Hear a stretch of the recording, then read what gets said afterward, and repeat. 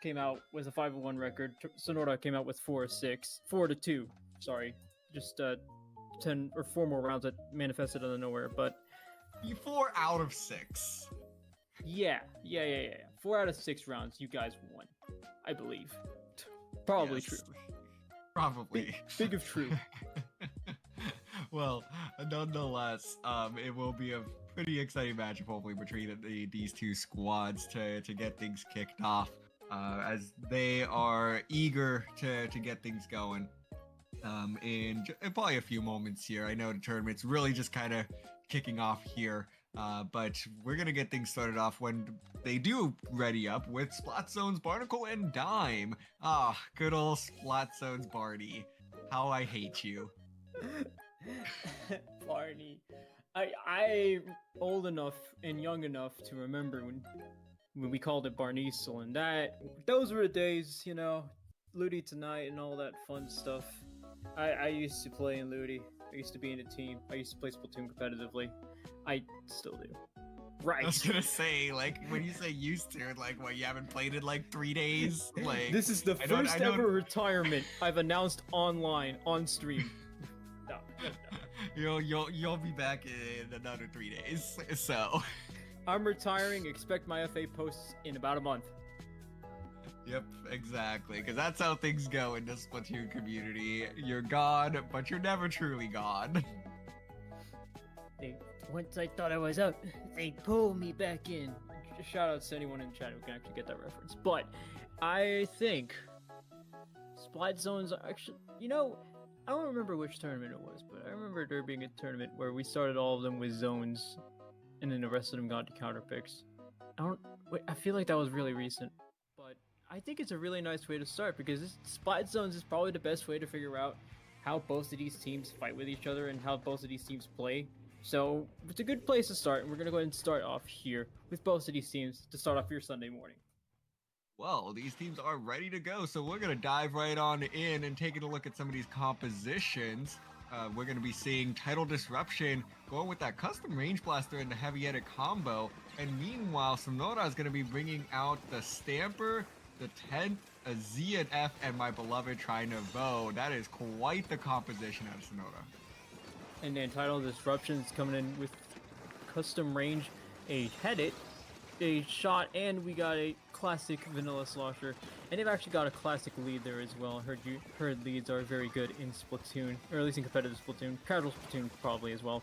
But Rosie here doing some quick work with the Vanilla Splatter shot, trying to get some paint down. Choi here able to assist with these players with some picks. I love the combination we have there of the Headit and the Range Blaster, working together to get some picks on the board as Tree pops off a Kraken. Try to get a pick. There is one, there's two for Tidal Disruption.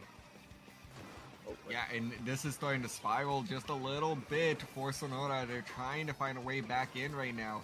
If Tree could just hold on to that plat, they're going to be in a beautiful spot there to really make it difficult for anyone to get towards this zone. The trade there is going to pay off as well. The ZNF does have some strikes ready, so let's see if they end up using them right at the last moment. They're not pulling them out, coming in a little bit late. I don't think it's going to be in time, barely, but there's only one person left and they recall. What potential there was there, and the flank plus the combination of trip strikes from that ZNF. I'm just gonna say right now that could have been the funniest retake I see all weekend long. I was not expecting, and you know what? To some extent, actually caught the camera operator by surprise there too. But I think that Zipcaster to try to retake zone was both a desperate, like a little hero play, but it's also kind of smart because you already have all these people going all the way up in enemy territory. So let's just send Zipcaster to the side. We'll paint the zone, see if it works out with the trip strikes as well. But oh man, if it worked. It was so close to making it happen, but that's Splatzone's body for you. So that's all I'm gonna say is that I am not a big fan of that. Yeah, I'm not a big fan of that map mode particularly because it's very frequent you do get those types of games. But Tidal Disruption, they played to their win condition. They did exactly what they needed to. They got to those key positions, really that plat, got the couple of picks they needed, and were able to lock it out for good.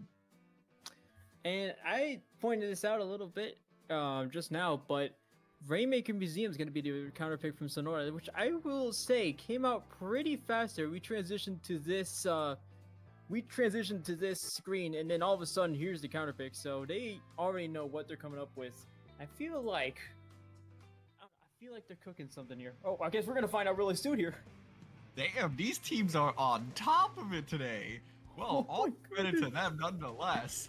So we will get just a small adjustment here from the ZNF to the Splat Charger from Mr. Mew. So that's going to be the only adjustment that you will... sorry, the pencil as well. I totally overlooked that for a second. Coming out from Tidal Disruption as well. So going to be a couple of Charger adjustments. Going to see who wins this duel as Splat Charger going to get their first pick of the game. Hello, Mr. Mew. Just a quick pick on that Rapid. I know that not the Rapid, the Range was already looking to pick up that Rainmaker, so that is a quick pick. And another one there on the Splatter Shot from the side of Tidal Disruption. But Tidal Disruption over to spawn with a pick of their own. Troy here coming in with the Range Blaster, doing lots of damage here, trying to push them back, and already has some good damage on him. There's one down with the Stamper going down. The tent gets down right as they jump out. Tidal Disruption has some clear space in front of them. They do go down, but they do get the checkpoint. Yeah, and that's why the big thing that they got accomplished there is clearing out that checkpoint. And sure, he's going to try to use this Kraken to clear some space for their teammates if they get this pop and pick up the Rainmaker. They're still trying to get through some specials here to really open up the way, but might have taken just a little bit too long.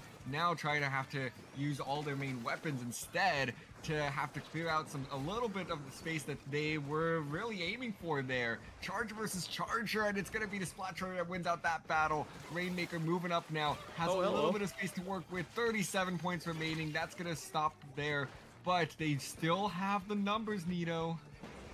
They still have the numbers, and you also have the bombs as well. Look at how much bomb pressure they're already starting to put down. To see a little bit more, we might be able to see a little more. We actually see more points coming out from Tidal Disruption to go up to 22 remaining. Mr. View on top there with the Splat Charge, or the Splatter Scope rather, waiting for another pick and waiting to see if they can get something going for Sonora as they actually get another one. And you start to see more. There is another one for Mr. View. My goodness, great stuff here from the Splatter Scope. Whoa, that they're all just on fire today. Wow. This aim is just impeccable right now, as Sonora now trying to find a way to leverage this performance into some points and trying to come back. Churi with this Kraken hunting down a member of Sonora, able to do so. Does expire though, and now their teammates will pick up this Rainmaker. They do go 2 down, a beautiful Zipcaster play there. And this is going to be a bit of a stagger now for Tidal Disruption. Sonora should be able to find a way to get points on the board now. And it's interesting because they don't have any points yet, but like you said, this is a good spot for Sonora. They have lots of room to go. Oh wow, that didn't end in a pick, but the second one did. But we're going to see if they can get another one with this tent umbrella. The Rainmaker forced to go out, but now Tidal Disruption only has one player up. Sonora has the numbers advantage for now. They're going to take advantage of it. They sure are. They get the first checkpoint down. Ha, credited with that first checkpoint. Yeah, and this is now a good opportunity for Sonora. They have the numbers advantage. They really flipped this game on its head. And all 4 specials almost online, but the Stamper is going to go down just a little bit early. Now, Mr. Mew gets another one. Oh, a beautiful shot. This Rainmaker is going to reset, though. Oh, disaster here for Sonora, as they could have had an opportunity there to really keep this Rainmaker in an aggressive position. But now they're going to have to reel back just a little bit and hold the ramp, see if they can find a couple picks once again to get this Rainmaker back in position and adding points to the board. I gotta say, this is still a very contentious spot for Sonora. It seems like the script here is flipped. Now it's Sonora making all the big moves. Can they get the lead here? Yes, they do. All courtesy of Mr. Mew and Master there with the Rainmaker. Mr. Mew now going to try to make another push. Yes, they get it. Can they get themselves to the KO? Very close there. 6 points remaining with a minute to go. Tidal Disruption now on the back foot. They're going to be the ones put in a dangerous spot here as they need to get something going to get themselves back in the lead. There's at least one pick, so that should get them started. But they're going to need to go further because now Sonora is starting to turn up the heat here. Oh, what a tale of 2 halves this has been. The first half dominated by Tidal Disruption. The second half, Sonora with a massive response. And now it is coming down to the final 30 seconds here as Tidal Disruption trying to lean on some of these specials, but they only have those trip strikes in the Kraken. Now they're gonna have to rebuild. This Rainmaker not in any position right now for a push, but both teams are staggered. Tidal is gonna have to come up with a massive team fight win here if they want to get back this lead.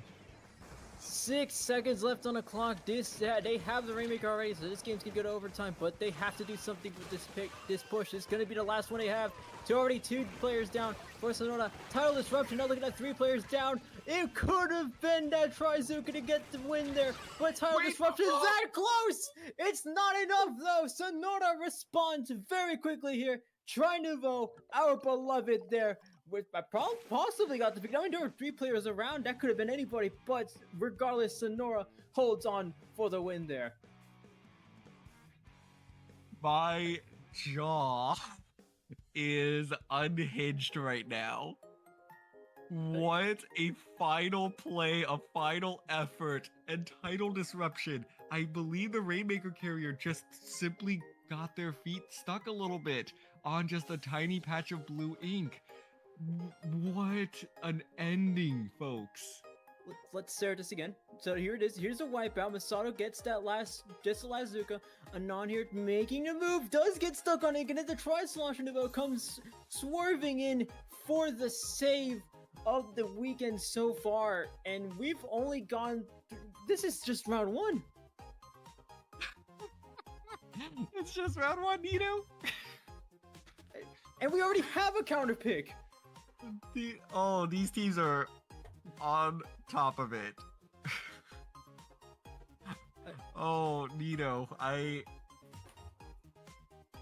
don't. Okay, so I may or may not have been the actual counter pick, but I don't know, Nito. I'm still collecting my thoughts from that game there. What an effort from both of these teams. Okay, so is it or is it not TC Mako? It's actually 410 pixels apparently, but it's I don't know. Okay, so we confirm it is TC Mako. It is TC Mako. Yeah, we got the bait and switch, but then like it wasn't an actual switch, so it was just bait. It was just bait. Bait and bait.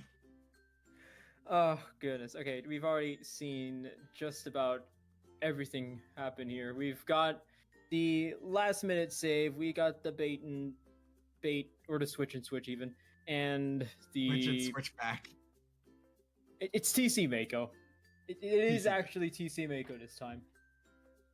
Okay. This time for sure. Well, yes. So these two teams being relatively consistent in their compositions. We're definitely gonna be seeing with Tidal Disruption. I think they really want a way to leverage that custom range blaster and the slosher. I think that these two are gonna pair very, very well here, especially with so many ledges to work with. They're gonna really be dominant on controlling those stacks and really trying to get the heavy edit to move up. Notably now, we are gonna be seeing that Sonora is actually, Mr. Mew is going to be switching to that Nautilus with Splashdown. So definitely not the pick that I was quite anticipating, but I love the adjustment here just to be a little bit more agile in a map that's really not going to allow you to get comfortable as a charger. But it's going to be Tidal Disruption early on now with first control of this tower, forcing the jump back as well, Nito. And this is Tidal Disruption early on.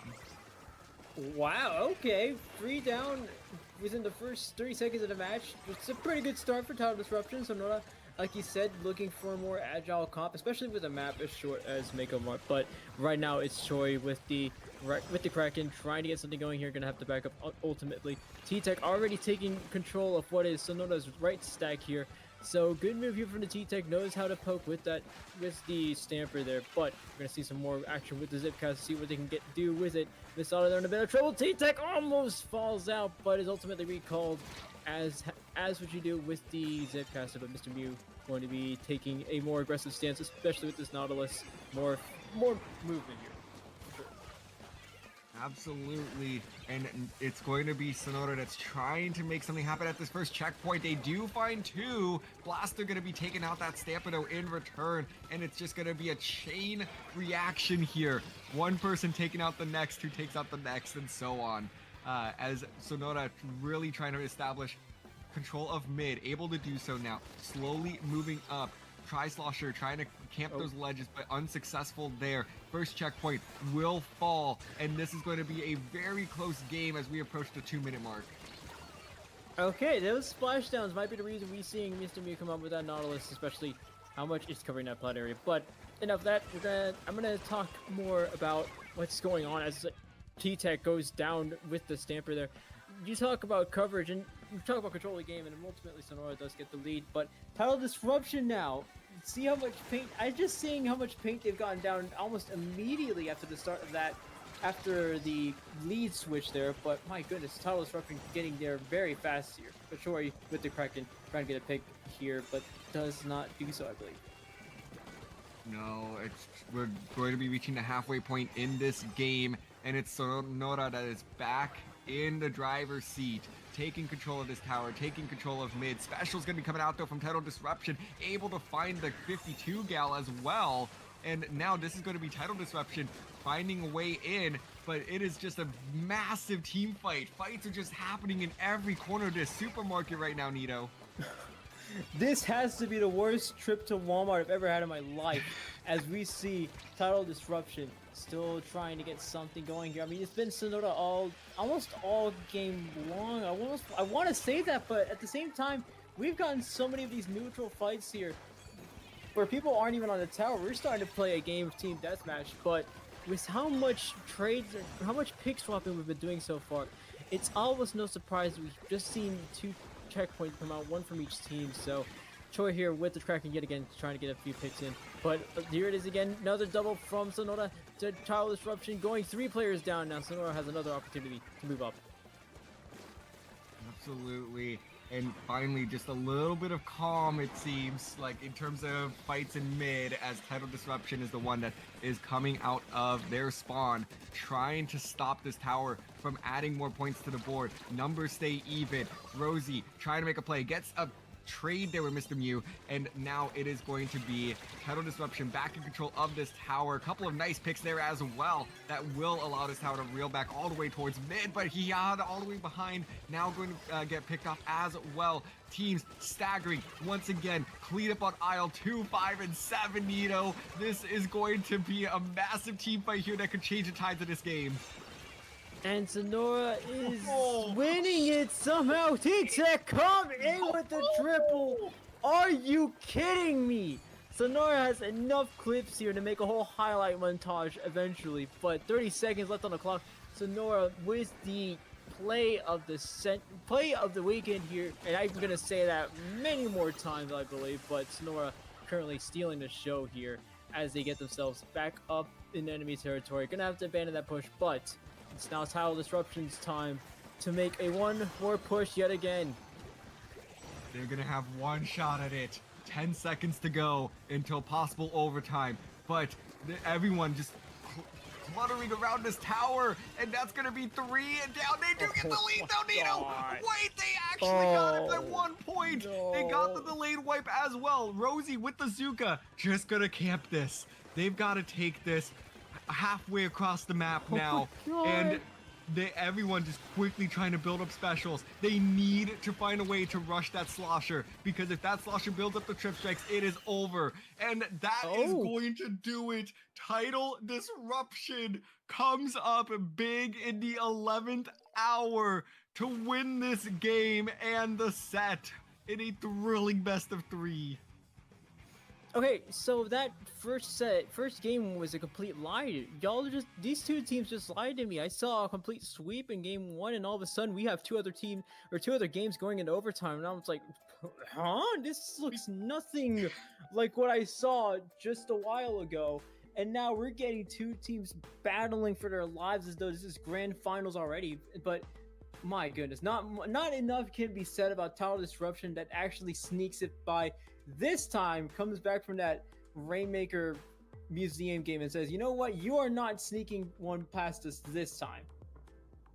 Oh, I mean, first of all, I love to be proven right. I'm sorry, but Splatzone's Barty just. I am Splatzone's Barty's #1 hater, just like you are TZS's #1 hater, Nino. You already know. So that's all I'm saying. But yeah, it's such a snowballing map mode. I like most.